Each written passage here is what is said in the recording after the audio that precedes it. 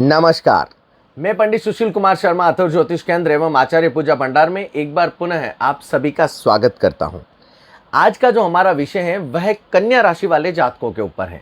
वर्ष 2023 जुलाई का महीना कन्या राशि वाले जातकों के लिए किस प्रकार से बीतेगा, आज इस विषय में चर्चा होगी।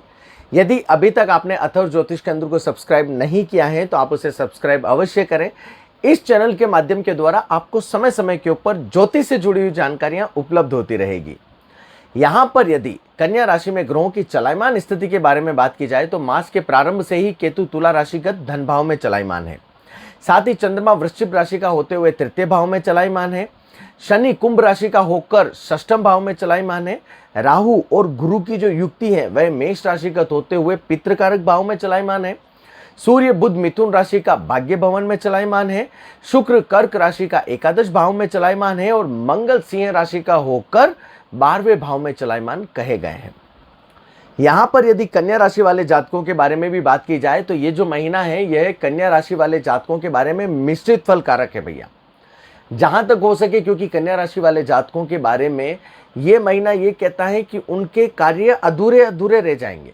तो यदि आपको ऐसा किसी भी प्रकार का कोई भी भय लगता है तो आप क्या करें, भगवान गजानन जी के 5 मोदक चढ़ाना प्रारंभ कर दें। साथ ही साथ गणपति अथर्वशीर्ष का पाठ करें, वह काफी योग कारक रहेगा।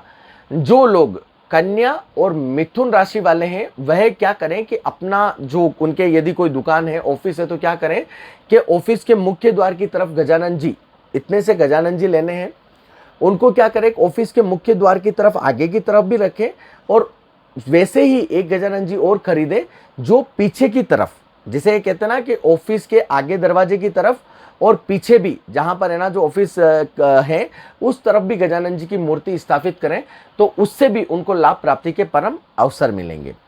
यहां पर यदि कन्या राशि वाले जातकों के बारे में पहले सप्ताह की बात की जाए कि 1 से 7 जुलाई का समय किस प्रकार से बीतेगा, जो शुरुआत है 1 से 2 तारीख वह योग कारक रहेगी।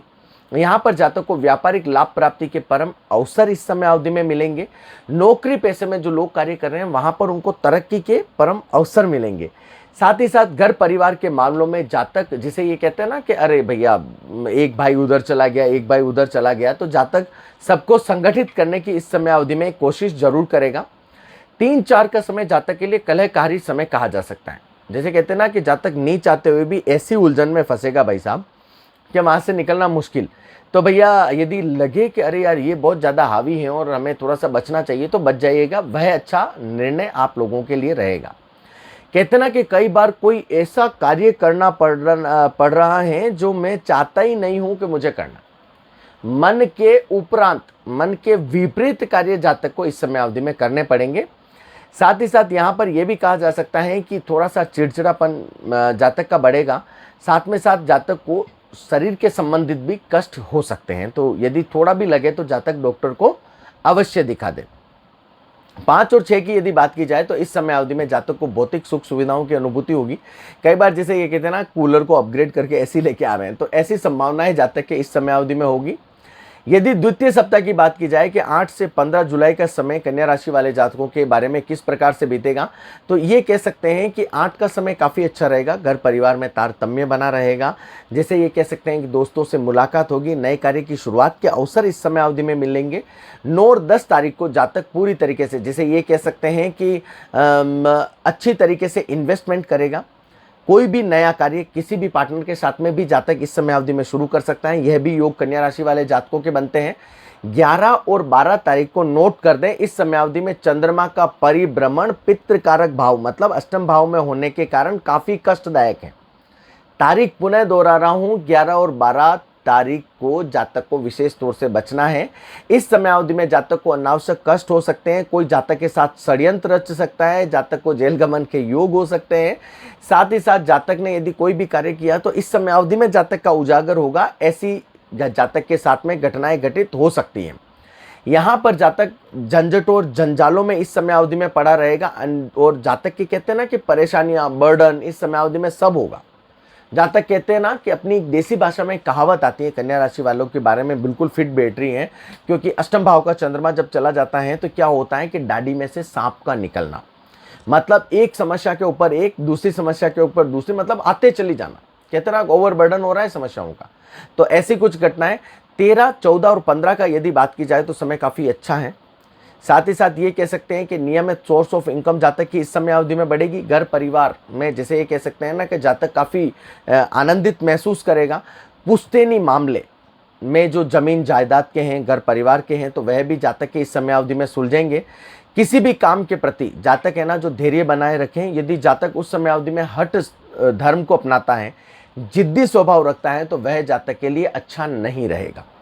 तो जातक को थोड़ा सा यह भी समझना चाहिए, परिणाम बेहतर करने के लिए जातक को धैर्य रखना योग कारक रहेगा। यदि जातक के बारे में तृतीय सप्ताह की बात की जाए कि 16 से 23 का समय किस प्रकार से रहेगा, तो 16 और 17 का समय जातक के लिए सम्मान सूचक समय कहा जा सकता है। साथ ही साथ जातक कभी कभार ऐसा करता है कि अपनी चादर से ज़्यादा, कहते हैं ना कि अपनी हैसियत से ज़्यादा खर्च कर लेता है। तो जातक इस समय अवधि में थोड़ा सा अपने खर्चों के ऊपर नियंत्रण रखें तो वह काफ़ी अच्छा रहेगा, अन्यथा जातक कर्ज के तले दब सकता है। 18, 19 और 20 की बात की जाए तो ये तीनों दिन जातक के लिए शानदार रहेंगे। कहीं कोई दिक्कत वाली बात नहीं है। जातक को इच्छित सफलता की प्राप्ति भी होगी, भागदौड़ तो होगी, लेकिन जातक के काम भी बनते रहेंगे। 21 और 22 का समय जातक के लिए थोड़ा सा तालमेल में कमी वाला समय कहा जा सकता है। जातक दुविधा में फंस सकता है। प्रगति बाधक समय कहा जा सकता है। व्यापार में नहीं चलते हुए भी मशीनें जातक को अवरोध कर सकती हैं, नुकसान पहुंचा सकती है। कहते हैं ना कि चलते चलते खर्चा आ गया। बाहरी दबाव के चलते जातक थोड़ा बहुत परेशान भी जरूर रहेगा, लेकिन 23 तारीख को जातक के जो भी पेंडिंग मामले हैं वह जातक के सुलझ जाएंगे। 24 से 31 जुलाई की यदि चतुर्थ सप्ताह की बात की जाए कन्या राशि वाले जातकों के बारे में, तो 24-25 का समय जातक के लिए नई परियोजना वाला समय है। कहते हैं ना जातक इस समय अवधि में जो सोच रहा है उसका इम्प्लीमेंटेशन करेगा। साथ ही साथ जातक की आर्थिक स्थिति भी सुधरेगी। कहते ना अगर पहले तो पैसे टिकते नहीं थे, अब टिकने लगे हैं। कार्य क्षेत्र में सफलता मिलेगी, तारीफ होगी, उच्च पद की प्राप्ति होगी। इंक्रीमेंट के योग इस समय अवधि में जातक के लग सकते हैं। 26 और 27 का समय जातक के लिए मन में उथल फुथल रहेगी, ठीक है ना। परिवार की तरफ से जातक को सफलता की प्राप्ति होगी, क्योंकि परिवार में भी जातक का सम्मान इस समय अवधि में होगा। 28-29 की बात की जाए तो जातक कहीं ना कहीं राजनीतिक लोगों के साथ में मुलाकात करेगा और ऐसी मित्रता बन सकती है जो भविष्य में जातक को लाभ प्राप्ति के अवसर दे।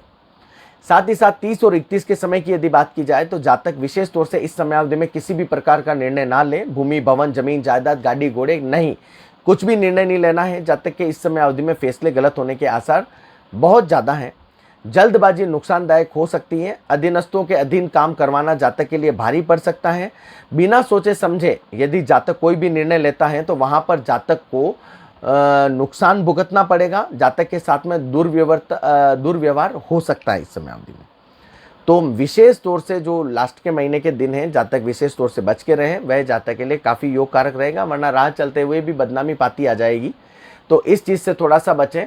गजानन जी की सेवा करें, गणपति अथर्वशीष का पाठ करें, भगवान गजानन जी के श्री चरणों में आप कुमकुम गाय चाप सिंदूर चढ़ाएं। साथ ही साथ उनके सिर के ऊपर वो दुर्वा रखें। मनोकामनाएं जातक की जरूर पूरी होगी। गजानन जी की यदि आरती आती है, आरती कर सकते हैं। स्तोत्र आता है, स्तोत्र कर सकते हैं। चालीसा आती है, चालीसा कर सकते हैं, लेकिन विशेष तौर से करते रहें। यदि उनकी कुंडली में बुध की स्थिति थोड़ी योग कारक है तो जातक 5.25 रति से 7.25 रति के बीच में पन्ना भी धारण कर सकता है, सबसे छोटी वाली अंगुली में। तो वह भी जातक को लाभ प्राप्ति के लिए परम योग कारक रहेगा। यदि अभी तक आपने अथर्व ज्योतिष केंद्र को सब्सक्राइब नहीं किया है तो आप उसे सब्सक्राइब अवश्य करें। इस चैनल के माध्यम के द्वारा आपको समय समय के ऊपर ज्योतिष से जुड़ी हुई जानकारियां उपलब्ध होती रहेगी। आपका दिन मंगलमय हो। प्रभु श्री राम का आशीर्वाद सदैव आप सभी के ऊपर बना रहे। जय जय श्री राम, जय जय श्री राम।